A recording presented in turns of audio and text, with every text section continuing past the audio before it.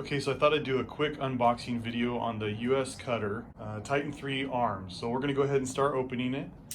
And this one's a 53 inch. They come in 68 inch and also 28 inch.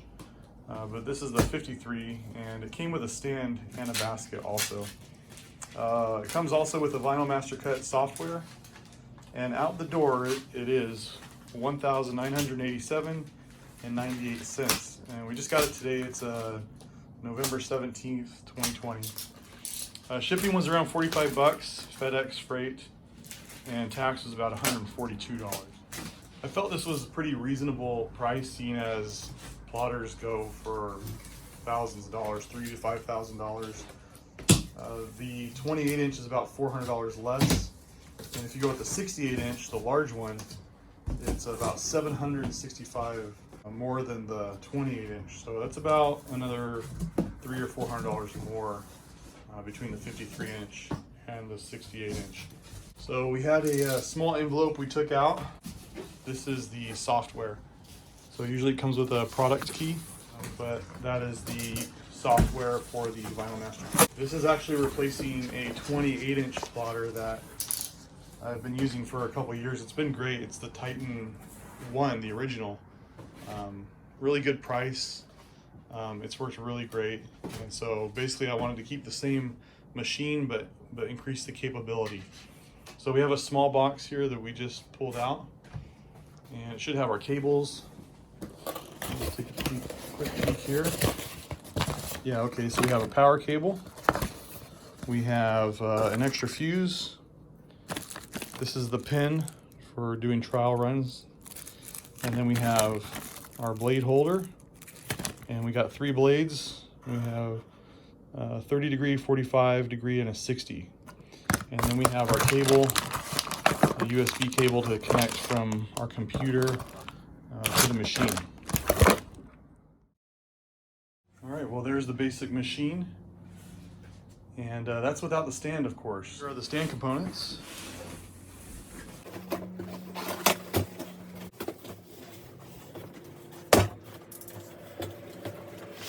Okay, here are all of our components.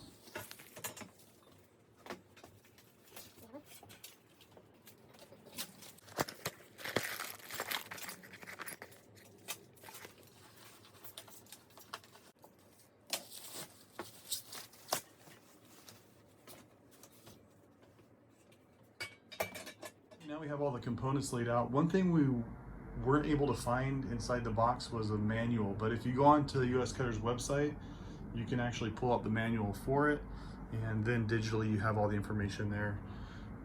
The pieces that we have are the legs, the 2 large pieces on the sides, and then we have our chrome looking media rollers, and then we have the actual cross pieces, which are the long pieces that will go from end to end.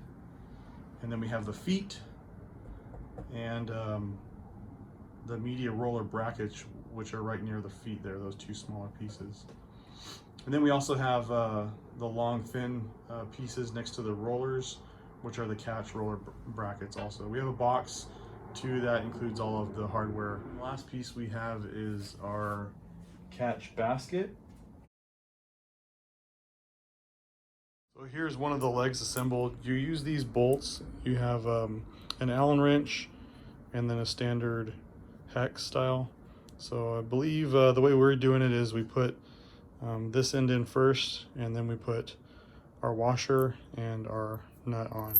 So there's 2 of them on the ends there that go up underneath the stand. You want to make sure, see how this side is a little bit longer, so if you want to look at the directions correctly. Okay, so we've installed our lower crosspiece. So we have our top crosspiece installed now. There's 4 bolts, and it's a little bit more tricky. You have the top crosspiece, and you also have the holder for the rollers on that side.